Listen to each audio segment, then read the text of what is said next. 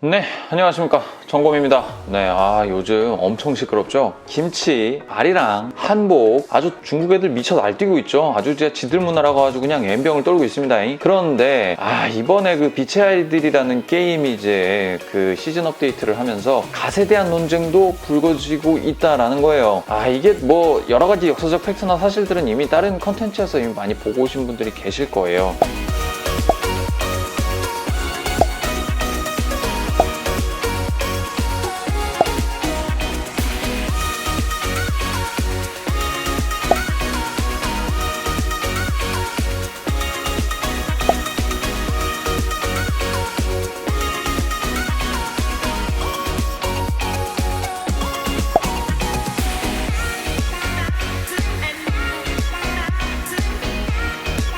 그런 것 때문에 막 머리가 아프고 막 혼란스럽고 짜증나고, 우리나라는 도대체 왜 이러는 거야? 왜 갖고 있는 것도 자꾸 뺏기는 거야? 왜 독자적인 문화라고 세상에 알리지 못하는 거야? 라고 막 이렇게 분노를 부글부글 끌어올리다가 어느 날인가 한번 이제 애랑 놀아주려고 이제 어디야? 이제 딱 이마트 가가지고, 이마트랜다 저기 저기 월마트에 가가지고 퍼즐을 하나 샀습니다. 바로 이 퍼즐을 구매를 하게 됐다라고 하는 겁니다. 보이시나요? 네, 6GO 퍼즐이라 그래서 6개의 큰 대륙에 대한 퍼즐을 다 구매를 하게 됐다 이겁니다. 이게 또 질이라고 하는 것들은 굉장히 중요하단 말이에요. 아이들의 그 개념을 정립해주고, 또 세계에 대한 또 원대한 꿈과 포부를 가르쳐주며, 또 세계로 뻗어나갈 수 있도록 아주 큰 인재를 만들어주기 위해서 아주 중요한 포인트가 바로 질이란 얘기야. 이게 굉장히 교육적이에요. 제가 이제 어른인데도 불구하고 이 퍼즐을 맞추는데 정말 오래 걸렸어요.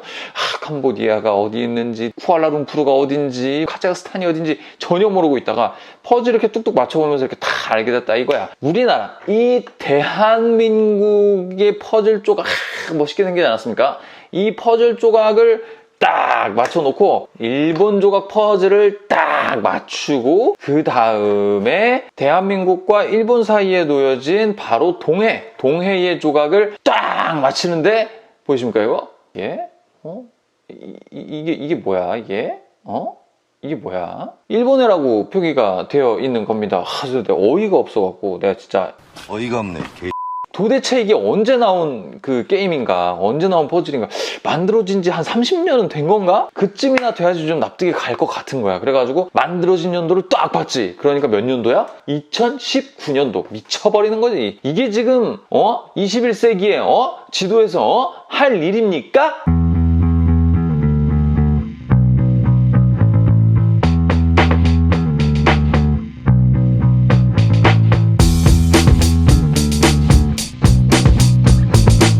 그래서 이제 최근에 자료를 좀 찾아봤어요. 이런 컨텐츠를 만들 때 참고하는 자료가 있다고 합니다. 그게 바로 이제 IHO 해돋이라고 해요. 그래서 IHO 국제해양기구에서 결정한 그 해돋이이 있습니다. 그 해돋이에 1929년부터 일본해라고 명기해 오기 시작한 것을 근거로 이렇게 지금 만들어진 걸로 보여지거든요.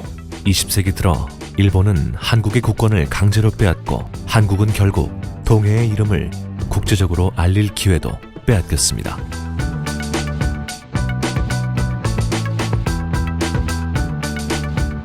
삼국사기에 따르면 동해 명칭은 무려 기원전 59년에도 414년 세워진 광개토 대왕릉비를 비롯하여 그 이후 수많은 자료에서도 확인할 수 있듯이 한국에서는 동해 명칭을 2000년 이상 사용해왔습니다. 이것에 대한 논의를 진짜 우리나라 수많은 외교단체에서 진행을 해왔단 말이에요. 그러다 보니까 이제 1998년도부터 본격적으로 이렇게 막 논쟁이 시작이 되다가 미루어지다가 2020년 11월경에 이것이 바로 똑 떨어지게 결정이 났다라고 하는 겁니다. 일본해도 아니고 동해도 아닌 번호, 식별 기호로 표시하기로 이것이 결정이 됐다라고 하는 겁니다. 일본해를 단독 표기 중인 S23이 새로운 표준인 S130으로 이행됨에 따라서 일측이 주장하는 일본의 명칭이 표준으로서의 지위가 격화된다는 점입니다.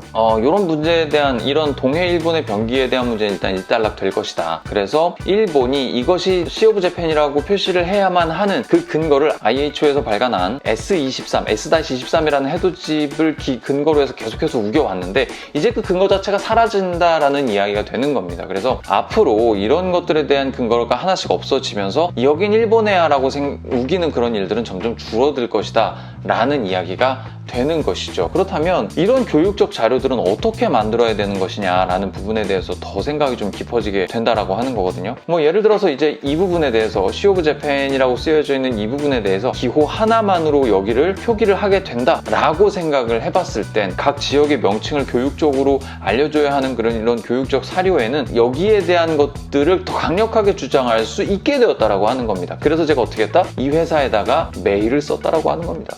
여기는 경기도 병기지만 저는 그렇게 생각해요.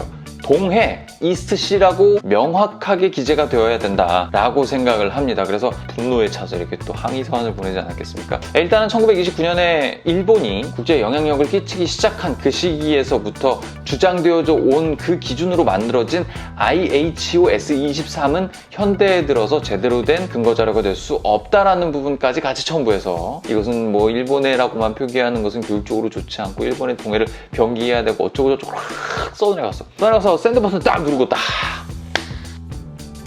그렇습니다, 여러분들. 오늘의 결론인데요. 사실 이제 우리 대한민국 안에만 있다가 보면은 우리나라가 소중한 걸 잘 못 느낍니다. 그러니까 한국 안에 있다가 밖으로 나오게 되면 애국자가 되는 경향이 되게 있어요. 그래서 저도 이제 나와가지고 김치찌개 먹고 싶어, 된장찌개 먹고 싶어, 한국의 문화가 그리워, 소주가 먹고 싶어, 삼겹살이 먹고 싶어, 계속 이런 식으로 계속 이제 우리나라 것들을 계속 부르짖고 있게 되거든요. 그러면서 이런 것들을 보니까 한국에서 이런 걸 볼 때 언제 바뀌겠어, 아이 그지 같아 이러고 말았지만 해외에 나와서 이런 걸 딱 보니까 야 이거는 진짜 뭔가를 좀 해야 되겠다라는 생각이 문득 들었습니다. 월마트에서 시작된 작은 흐름과 움직임일 수 있겠습니다만 이렇게 한두 개씩 바꿔나가야 되지 않겠습니까? 한마디라도 더 하고 하나의 움직임이라도 더해서 바꿔나가는 것이 이번에 있었던 그 게임 사태, 갓 사태를 막을 수 있는 그런 근거가 되지 않을까, 그런 상황이 되지 않을까라는 생각을 해봅니다. 어쨌든 내일은 좀 더 재밌는 이야기로 돌아오도록 하겠습니다. 여기까지 정범이었습니다. 곰빡!